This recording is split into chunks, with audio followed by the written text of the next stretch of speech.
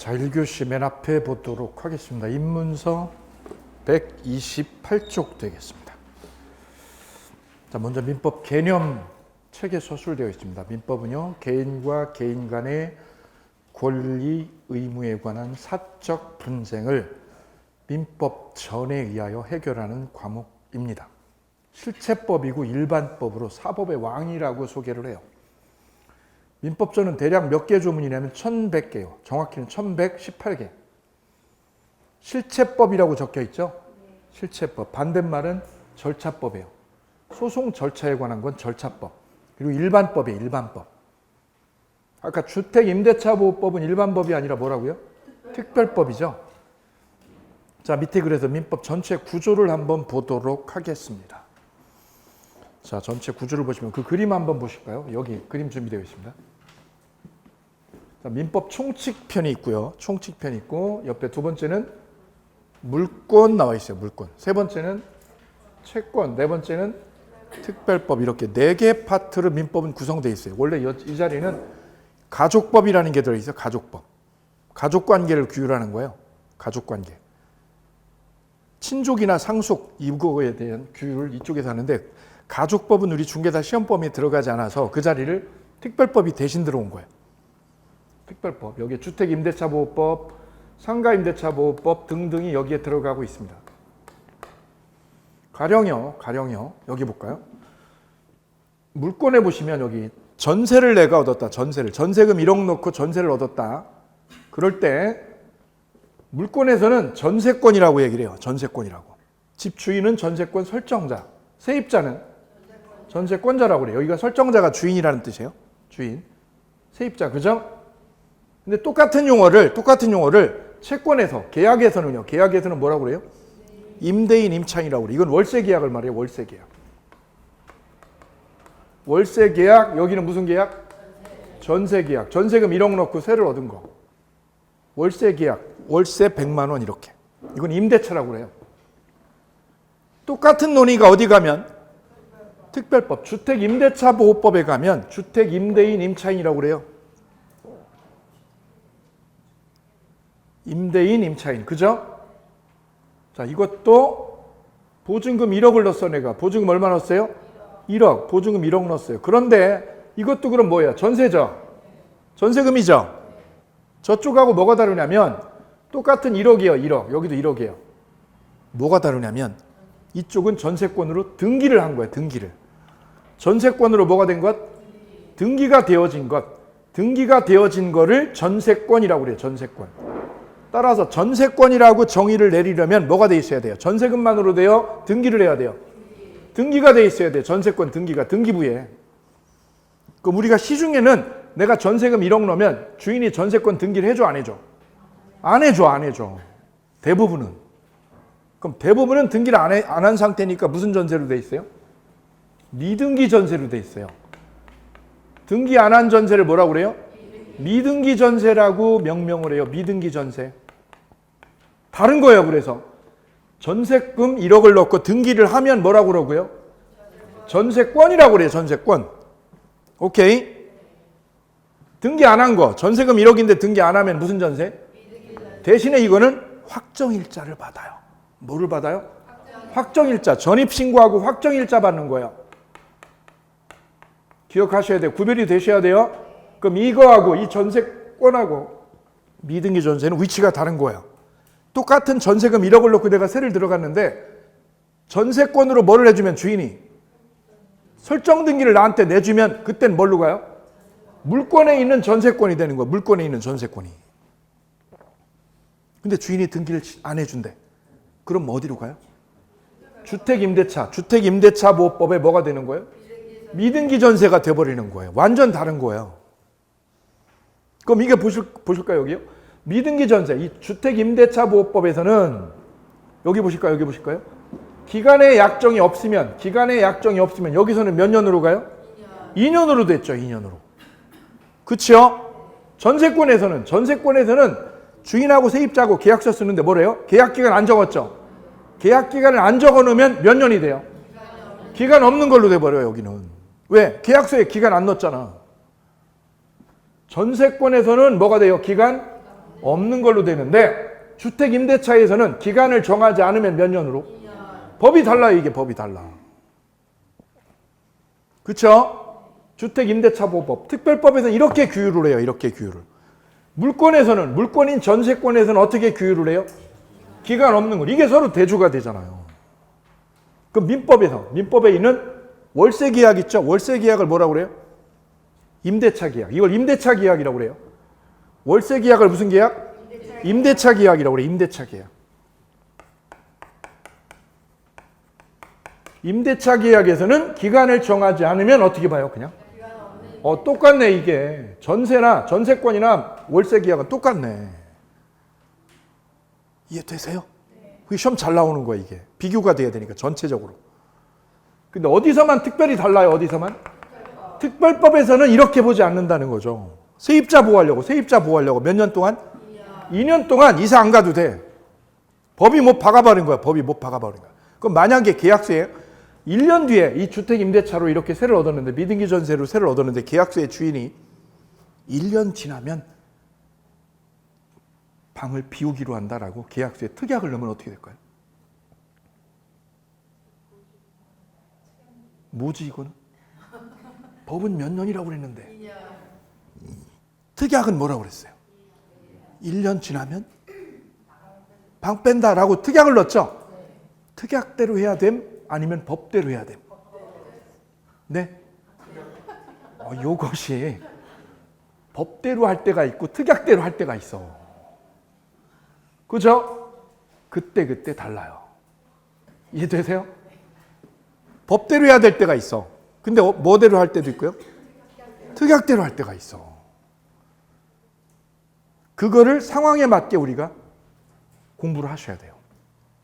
그럼 주택임대차보호법은 무슨 법? 특별히 규제한 거예요. 누구를 보호하려고? 세입자, 약자적 지위에 있는 세입자를 보호하겠다고 선언한 거죠. 갑을관계로 보면 주인이 갑질하고 세입자가 을이라는 거죠. 슈퍼을이다. 세입자를 그대로 두면 주인 의중에 의해서 쫓겨나게 되죠. 보호해야 되겠다. 그래서 법이 특별히 규율한 거예요. 몇 년으로? 2년. 그래서 2년은 절대 보장하는 거야. 그래서 특약으로 몇 년? 1년 만에 방 뺀다라고 특약 넣은 거는 무시하는 거야. 무효야 그거. 효력이 없는 무효인 계약이에요. 특별법에서는 무조건 뭐대로? 법대로. 특별법은 법대로 하는 거야. 그래서 2년 보장되는 겁니다. 근데 전세권에서는 어떻게 돼요? 그냥 기간 없는 걸로 돼요. 임대차도요. 임대차도 어떻게 돼요? 그냥 기간 없는 걸로 돼요. 그러면 하나 더 보실게요. 이게 첫 번째 항목이라면 두 번째 항목은 누가 끝내는가 이거죠. 자, 여기 볼까요? 전세권이 기간 없는 걸로 됐다. 기간 없는 걸로 됐다는 건 뭐죠? 만기 없는 걸로 된 거죠? 만기 안 정하고 그냥 전세로 사는 거예요. 그럼 누가 끝내는 거예요? 나 호주로 이민 가야 되는데. 우리 신랑이 호주로 지사 발령돼서 이민 가야 되는데. 그거 끝나고 가야죠. 누가 끝내느냐 이거죠. 누가 끝내느냐? 누가 끝내요? 양당사자라는 말은 누가? 둘 다 끝낼 수 있어. 둘 다. 왜? 힘이 밸런스가 똑같아. 그 민법을 입법한 입법자는 주인하고 세입자의 힘을 어떻게 본 거예요? 힘을? 균등하게 본 거예요. 약자가 아니라는 거예요. 그리고 그 계약은 누가 쓴 거예요? 자기가 원해서 쓴 거죠. 그렇기 때문에 힘이 밸런스가 똑같다고 본 거예요. 그래서 끝낼 수 있는 권한이 누구한테 있어요? 양 당사자에게 똑같이 안분을 해준 거예요. 임대차도요. 임대차도 묵시갱신 되면 어떻게 돼요? 기간 없는 걸로 되죠? 그럼 누가 끝내요? 이거 똑같다는 거예요. 민법에서는 임대차든 전세든 어떻게 봐요? 똑같이 끝낼 수 있어요. 힘이. 이해되세요? 근데 어디서 달라져요? 특별법에서는 누구만? 임차인만 뭐가 있어요? 해지권이 있어요. 해지권 보장을 누구한테만 해요? 임차인만 아무 때나 해지하고 나갈 수 있어요. 바로 이 점에서 또 누구를 우대하고 있어요? 임차인, 세입자를 우대하려는 법이 바로 이 특별법이에요. 세입자를 약자로 보는 거예요. 얘만 해지할 수 있어, 해지를. 근데 민법에서는 양당사자가 해지할 수 있어요. 끝낼 수 있어요. 근데 주택임대차보호법에서는 누구만? 임차인만, 양당사자가 아니라 누구만? 임차인만 해지할 수 있다라고 법이 선언을 하고 있는 거예요. 그래서 민법은 이게 4개가 물권, 채권을 계약이라고 돼요. 계약. 그 다음에 특별법. 이게 세 개가 따로 들어가죠. 따로 들어가. 따로 이렇게. 이 전체를, 이 세 개를 총괄해서 묶고는 총괄 규정이 민법 총칙이에요. 민법 총칙은 무슨 규정이라고? 총괄 규정. 이거 전체를 아우르는 총괄 규정이에요. 그러니까 이렇게 정리가 되는 거예요. 민법 총칙이 있고 총칙 밑에 세 가지가 있는 거예요. 세 가지가. 첫 번째는 물권이, 두 번째는 채권이, 세 번째는 특별법이 이렇게 있는 거예요. 이거 전체를 아우르는 걸 뭐라고 그래요? 총칙 규정이라고 그래요. 아, 그래서 민법은 크게 카테고리가 몇 개로? 4개로 된 거예요. 총칙, 물권편, 채권편, 특별법. 이 채권을 계약법이라고 그래요. 계약법. 어느 게 제일 어려워요? 어느 게 제일 쉬워요? 거꾸로 질문 드려볼까요? 제일 쉬운 거? 4개 중에서 제일 쉬운 데를 고르면 여기가 제일 쉬워요. 그냥 조문대로 읽으면 돼요. 조문 그대로 여긴 디테일하게 조문이 서술이 돼 있어요. 접근하기 쉬워. 아까 보신 것처럼 기간의 정함이 없거나 2년 미만으로 종한 임대차는 몇 년? 2년으로 본다라고 법이 꼼꼼하게 규율이 돼 있죠. 그냥 조문을 그대로 따라가서 정리해버리면 끝이에요. 그걸 사례에다 연동만 시키면 돼요. 여기 쉬워요. 두 번째가 여기.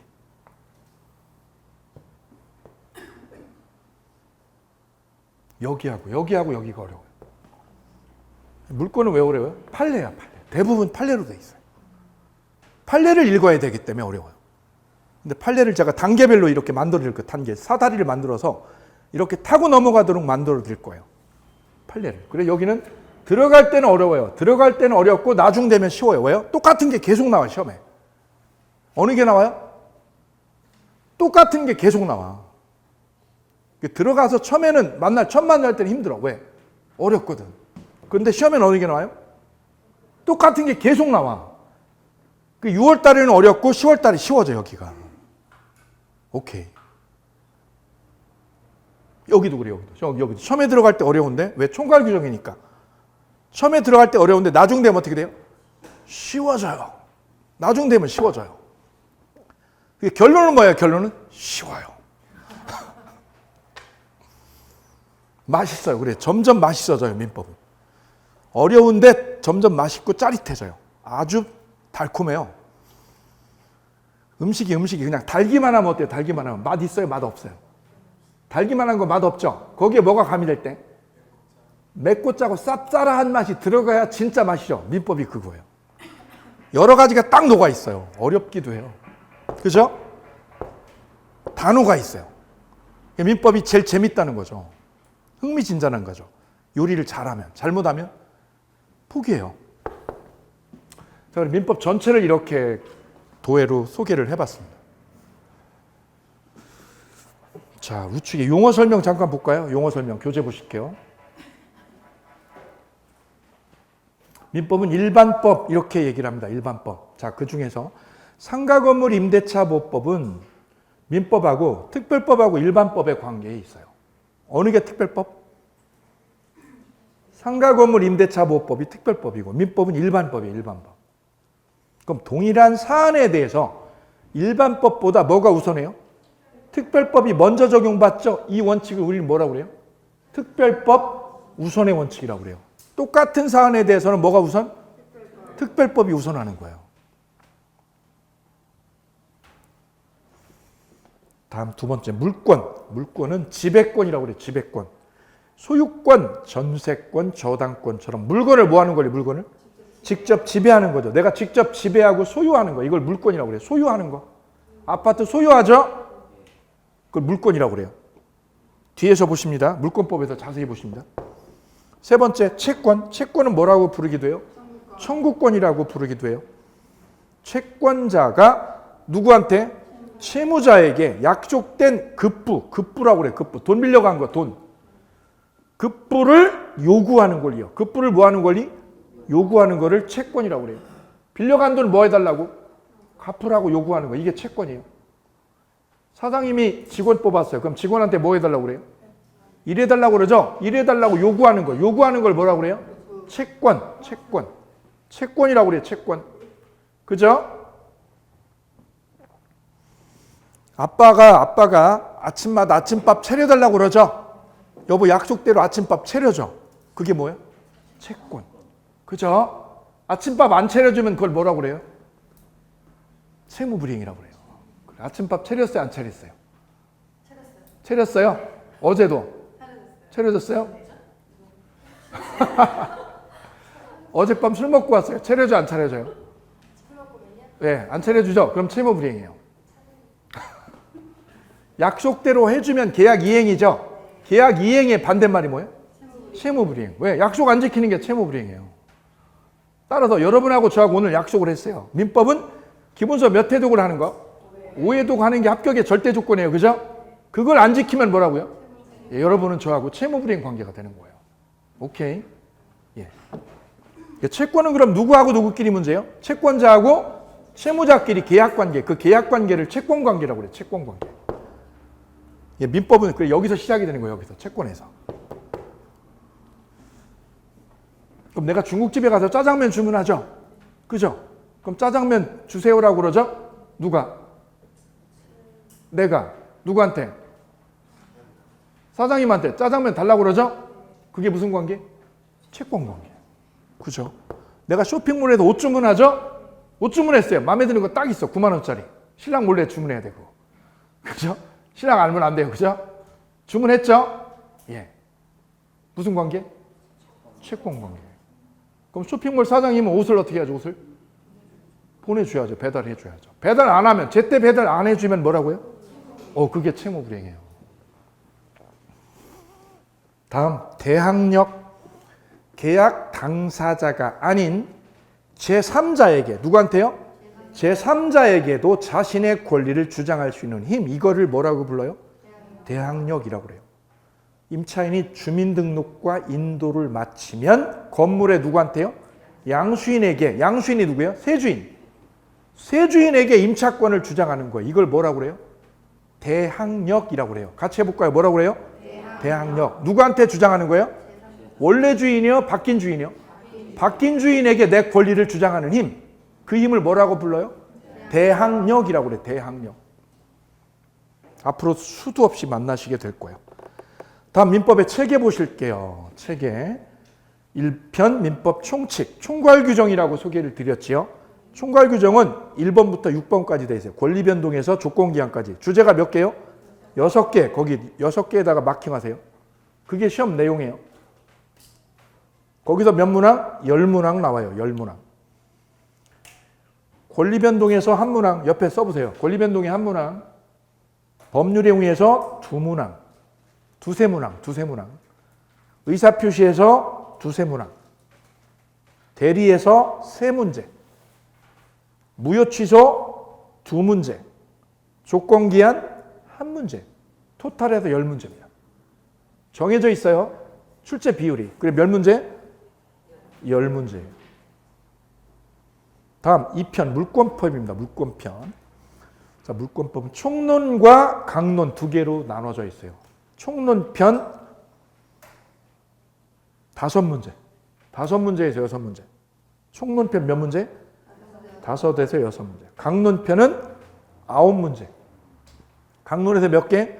9문제. 근데 조심할게요. 물권은 총 8개가 있는데요. 8개 물권 중 뭐는 제외된다고 적혀 있어요? 질권은 제외라고 돼 있죠. 질권 제외에 별표할게요. 질권은 시험에 나와요? 제외돼요? 제외돼요. 꼭 기억하셔야 돼요. 질권은 우리 시험 범위가 아니에요. 그래서 물권 강론에서 몇 문제가? 9문제가 출제가 돼요. 9문제.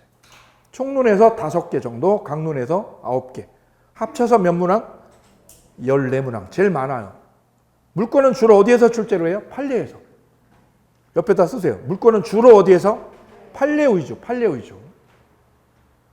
3편이 계약법. 총론, 강론 나눠져 있죠? 총론편에서 적어두실게요. 6문제. 총론 6, 강론 4문제.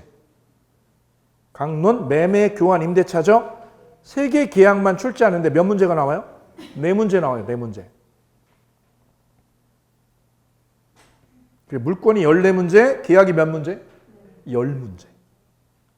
그 다음 특별법이 6문제인데 옆에 보실까요? 구성 목차 보시면 주택임대차보호법 1문제, 상가임대차보호법 1문제, 가등기 담보 등에 관한 법률 1문제, 집합건물의 소유 및 관리에 관한 것. 집합건물이 뭐예요? 아파트.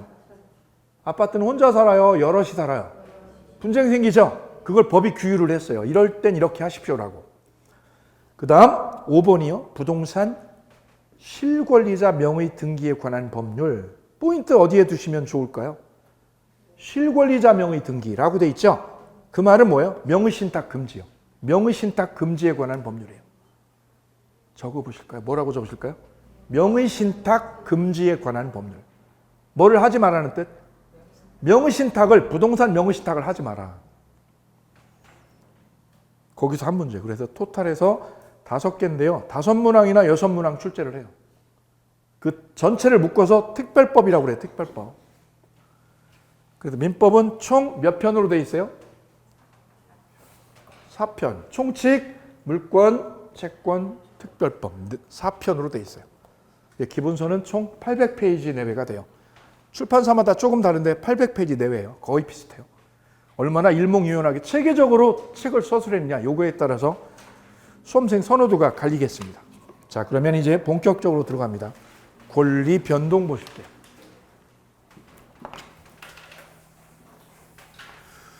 민법은 개인하고 개인 간의 뭐에 관한 분쟁? 권리나 의무에 관한 분쟁을 다루는 거예요. 뭐에 관한 분쟁? 권리 의무에 관한 분쟁, 이걸 다루는 거라고. 그래서 권리에 대해서 지금 살펴보려고 그래요. 자, 권리의 종류를 먼저 만나보실 차례예요.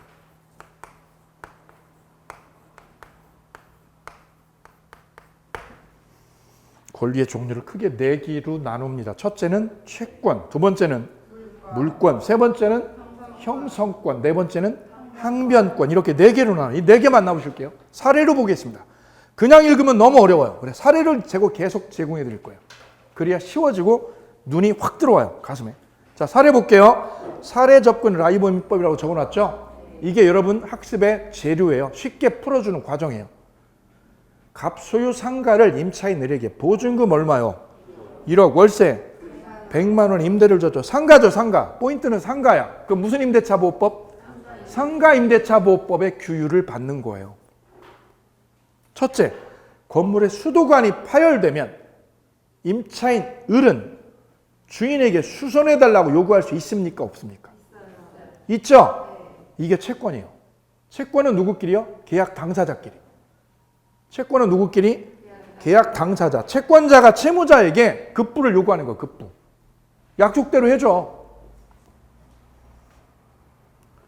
두 번째, 건물주는 상가 건물을 담보로 은행에 저당 잡힐 수 있는 지배권. 지배권을 가져요? 못 가져요? 가져요. 은행에다 저당 잡힐 수 있죠? 지배권을 가지고 있어. 지배권. 소유권도 있고 내 마음대로 처분할 수 있어. 그죠? 은행에다 저당 잡히는 거 돼야 안 돼? 전세 놓는 거 돼야 안 돼? 돼요. 내가 그 건물을 뭐 하기 때문에? 지배하기 때문에 그래. 지배권이 있다. 지배권. 그게 바로 물권이에요. 물권을 한마디로 뭐라고 그래요? 지배권. 여러분은 요 앞에 계신 분 줘보실래요? 신랑을 지배를 해요? 지배를 못해요? 지배해요? 아, 예. 그죠? 착각하지 마세요. 신랑도 똑같은 생각하고 있어요. 그죠? 지배권은 내 맘대로 뭐 하는 거예요? 지배하고 처분할 수 있는 거예요. 신랑 처분할 수 있으시죠? 그죠? 그게 지배권의 본질이에요. 내 맘대로 뭐 할 수 있는 거? 지배도 하고 뭐 하고? 처분할 수 있어야 돼요. 그게 지배권이에요. 세 번째 볼까요? 쌍괄호 3번. 을이 차임을 3개월 연체했어요. 몇 개월 연체요? 석 달 연체했죠? 그럼 갑은 임대인을 말하죠? 일방적으로 계약을 뭐 할 거니? 해지할 수 있는가? 일방적으로 하는 거, 일방적으로 밑줄이요. 일방적으로 끝내는 걸 뭐라고 그래요? 형성권이라고 그래요. 형성. 형성의 동그라미. 형성이 뭐예요? 새롭게 질서를 만드는 거야. 원래는 임대차 계약이 무효였어요? 유효였어요? 유효였던 계약을 해지를 해버리면 어떻게 돼요? 없는 걸로 되죠. 없는 걸로 만들어지죠. 그거를 뭐라고 그래요? 형성권이라고 그래요. 형성. 형성권이 뭐라고요? 일방적으로 통제하는 거. 옆에다 적어볼까요? 어떻게 통제하는 거? 일방적으로 통제하는 거. 밑에 나와 있어요. 책에 3번에. 3번 읽어볼게요. 형성권이란 일방적인 통지로, 일방적인 통지에 밑줄 그어볼게요. 새로운 법률 관계를 뭐 하는 거? 형성하는 거예요. 형성하는 거. 이거를 형성권이라고 그래요. 형성권. 예컨대 건물의 매매 계약을 사기를 이유로 계약을 어떻게 해요? 취소하는 거. 취소 동그라미요. 취소해서 계약을 뭐로 만들어? 무효로. 유효였던 계약을 뭐로? 무효로. 이거를 형성권이라고 그래요. 그럼 취소만 그런 게 아니라 뭐도 그럴까요? 해제. 적어볼게요. 취소 밑에다 뭐도요? 계약 해제도 마찬가지예요. 해지도 마찬가지예요. 해제, 해지. 이런 것 등등을 뭐라고 그래요? 형성권이라고 그래요. 본질은 새로운 질서를 만드는 거예요. 새로운 질서를 만드는 거를 형성권. 오케이. 대표적으로 뭐가 들어가요? 취소권, 해제권. 취소권이나 해제권은 뭐의 일종이다? 형성권의 일종이다. 아주 그래 시험에 자주 나와요. 다음 네 번째 항변권. 쌍괄호 4번이요. 사례접근 볼게요. 사례접근. 건물주가요. 계약이 종료가 되면 원래 뭐를 빼줘야 돼요? 보증금 빼줘야죠. 세입자에게 보증금을 반환해 주지 않으면 임차인 입장에서는 보증금을 돌려받을 때까지, 빼줄 때까지 버틸 수 있죠? 네. 버티죠? 네. 뭐 나올 때까지 버텨요? 보증금 내줄 때까지 버티죠? 그 버티는 권리를 무슨 항변권? 동시행 항변권이라고 해요. 같이 해보실까요? 동시행 항변권, 항변권. 언제까지 버틸 수 있는 거예요?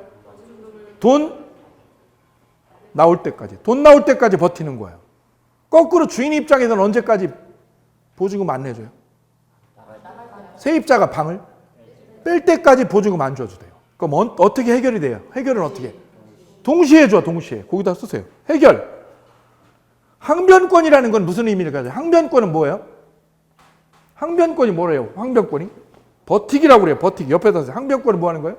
버티기, 버티기. 주인이 보증금 줄 때까지 뭐 하는 거예요? 버티는 거예요. 버티는 거. 거꾸로 주인 입장에서는 언제까지 안 주고 버텨요? 방을 뺄 때까지 버티는 거죠. 버티는 게 항변권의 본질이에요. 오케이?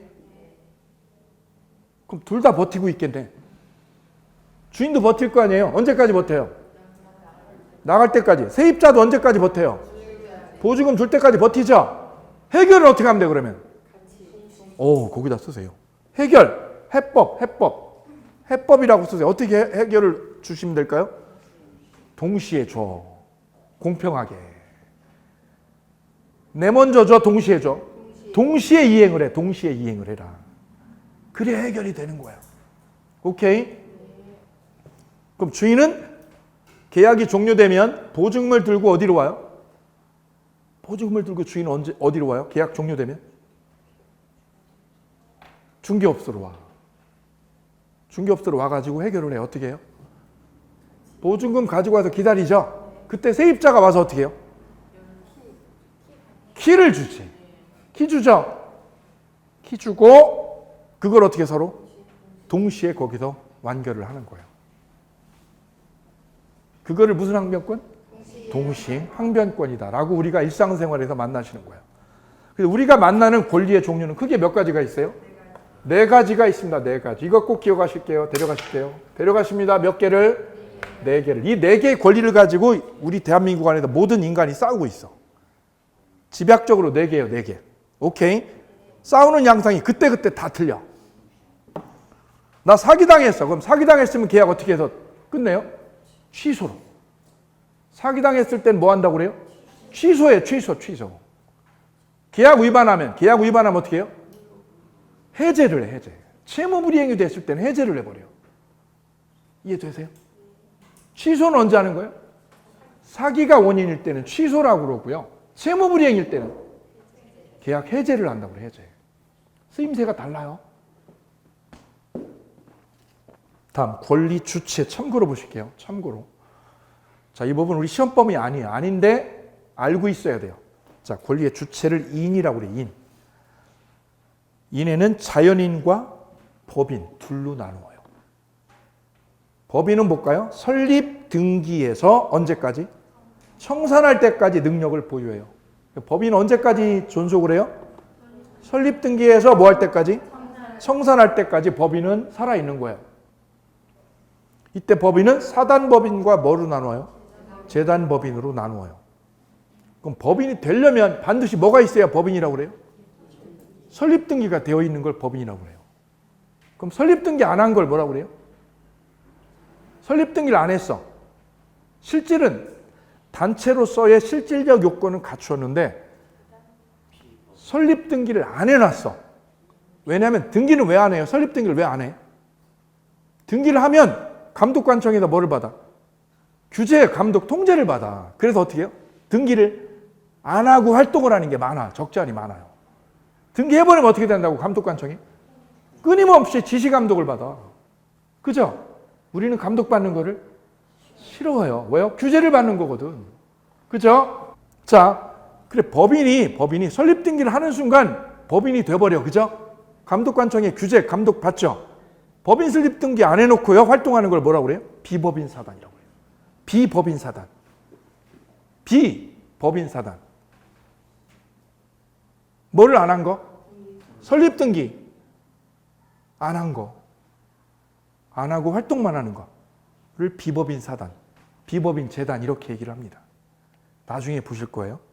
어쨌거나 법인은 언제부터 언제까지 활동을 해요? 설립등기에서 청산될 때까지. 사람은 그럼 언제부터 언제까지 능력을 가져요? 출생해서 사망할 때까지. 써보세요. 자연인은 언제부터 언제까지? 출생해서 사망할 때까지. 나 밑에 2번에 있네. 2번에 1번이 있어요. 권리능력. 출생해서 뭐 할 때까지? 사망할 때까지 모든 인간이 보유하는 능력을 권리능력이라고 그래요. 그럼 치매 걸리는 할아버지 권리능력 있습니까? 없습니까? 있어요. 치매 걸리는 할아버지. 권리능력 있는 거예요. 의식만 없죠. 두 번째, 의사능력. 사물의 시시비비를 변별하는 능력을 뭐라고 불러요? 의사능력이라고 불러요. 시시비비를 변별하냐 못하냐. 그래서 의사능력이 결여된 분, 그분을 뭐라고 부르면 좋을까요? 의사 무능력자라고 불러요. 옆에다 뭐라고 그래요? 치매 걸린 할배. 치매 걸린 할아버지가 바로 의사 무능력자라고 전환이 되는 거예요. 그래서 예를 볼까요? 중증 치매 노인이 타인에게 전 재산 증여하는 거. 전 재산을 뭐 하기로 했어요? 증여하기로 했죠. 이거는 의사 능력자요, 무능력자요? 무능력자가 한 계약이기 때문에 무효라고 그래요. 무효. 효력이 있어요? 효력이 없어요? 무효예요. 무효. 그럼 증여를 줬던 부동산을 뭐 할 수 있어요? 도로? 뺏어올 수 있어요. 왜요? 법적으로 무효니까. 아, 그래서 의사 능력이 있냐 없냐를 따지는 거예요. 의사 능력이 있냐 없냐. 첫 번째는 무슨 능력? 권리 능력. 누가 갖는 거예요? 죽을 때까지 모든 인간이. 두 번째, 의사 능력은요, 사물의 뭐를 변별하는 거? 시시비비를 변별할 능력. 세 번째는 행위 능력. 법률의 위를 완전 유효하게 처리할 수 있는 능력을 행위 능력이라고 해요. 법률의 위를 어떻게 할 수 있는 거? 유효하게 처리할 수 있는 능력. 그럼 여기 계신 분들은 행위 무능력자예요, 능력자예요? 능력 있죠? 예. 행위 능력자예요, 행위 능력자. 이때 기억 보실까요? 민법은 행위 능력이 제한적인 사람을 보호하기 위한 장치로서 무슨 제도를 만들었어요? 제한능력자 제도를 만들었어요. 제한능력자에 별표할게요. 능력이 온전해요? 제한적이에요? 제한의 동그라미야. 제한. 능력이 온전치 못하다고. 그 세 분이 있어요. 첫째, 미성년자. 니은 보세요. 니은.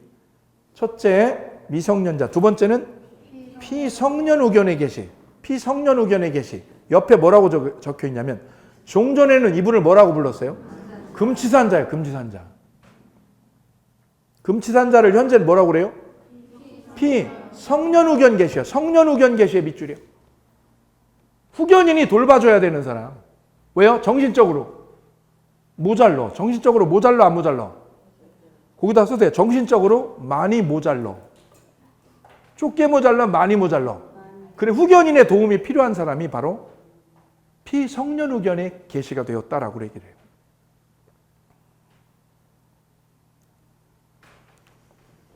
옆에 보면 또 한 분 계세요. 피한정 의견의 계시. 종전에 뭐라고 불렀을까요? 한정치산자라고 불렀어요. 한정자가 들어있잖아요. 그죠? 그럼 정신적 능력이 많이 모자라요? 조금 모자라? 좁게 모자라. 좁게 모자라면 한정치산자. 많이 모자라면 금치산자를 뭐라고 바꿨어요? 성년우견 계시요. 성년우견 계시. 그래서 사례를 한번 볼까요? 여기 보실게요. 여기. 세 개 다 있어. 안 쓰셔도 돼. 여기 볼게요. 롯데그룹 왕 회장님이 현재 몇 살쯤 되시는지 아세요? 95세. 저하고 동갑이에요.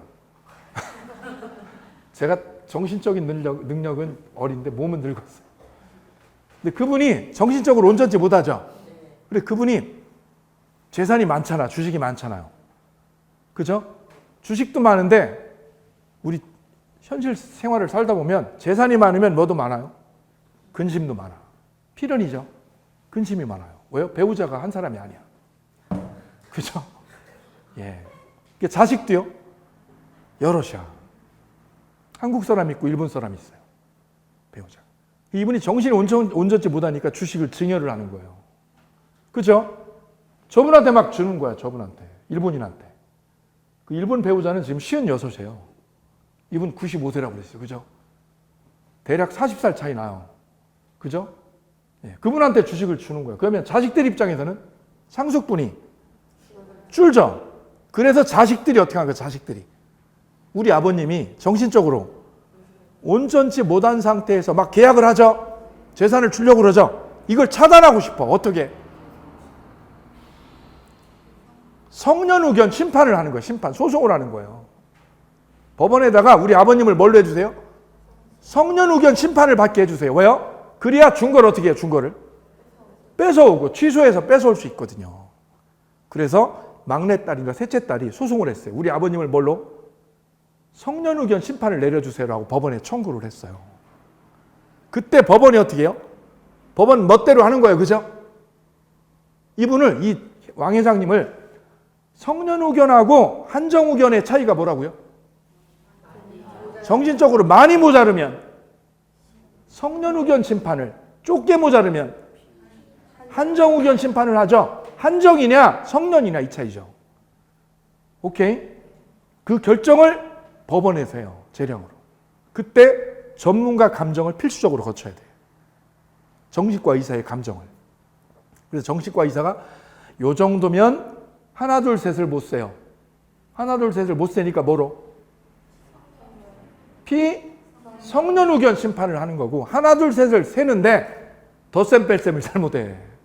그럼 뭐로? 한정우견 심판. 이렇게 갈라서서 정리를 하는 거죠. 그래서 지금 왕 회장님은 뭐로 되어 있어요? 그 소송 중에 있어요. 그 결정을 법원에서 한다고요. 근데 여기서 유념할 게 치매 걸린 우리 할아버지 할머니는 그럼 다 성년우견 심판을 받는 거예요? 아니에요. 아니에요. 그럼 어떻게 해요?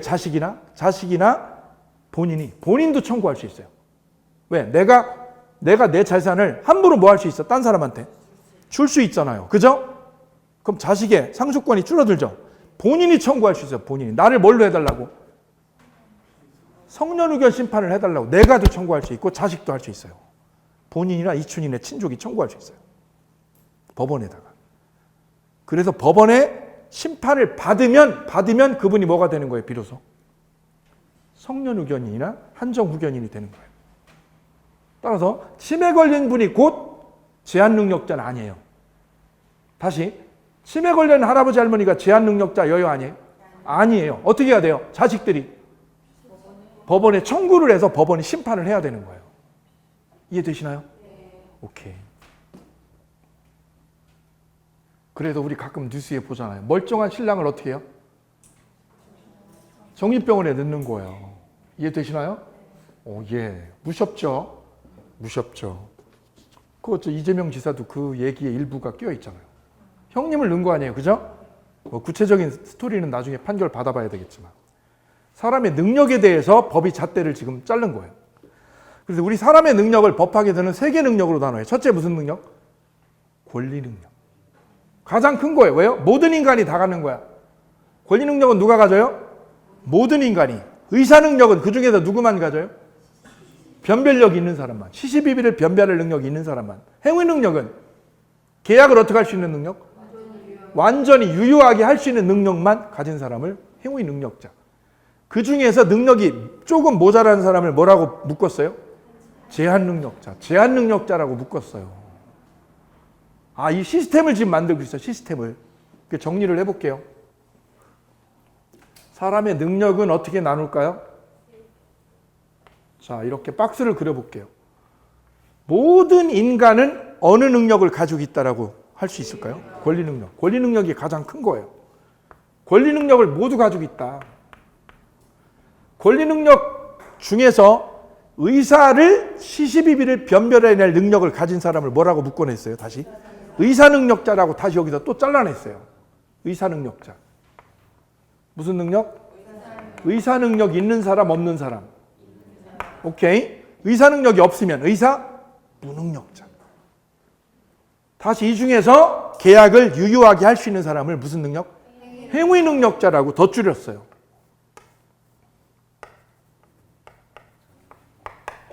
됐어요? 근데 행위 능력이 좀 모자란 사람을 뭐라고 그래요? 행위 능력이 모자란 사람을 뭐라고 불러? 제한 능력자. 같이 불러보실까요? 무슨 능력자? 제한 능력자라고 불러요. 행위 능력자, 제한 능력자. 됐어요? 이렇게 3단계 시스템으로 구성되어 있어요. 그래서 법학에서 말하는 사람의 능력은 돈이 많으냐 적으냐를 논하는 게 아니에요. 이걸로 논해요. 권리 능력, 의사 능력, 행위 능력. 우리가 특히 유념할 건 이 부분. 무슨 능력? 제한 능력자에는 몇 사람? 세 사람이 있다는 거. 다음 권리 변동 보실게요. 잠깐 쉬었다 할게요. 목이 안 좋아서.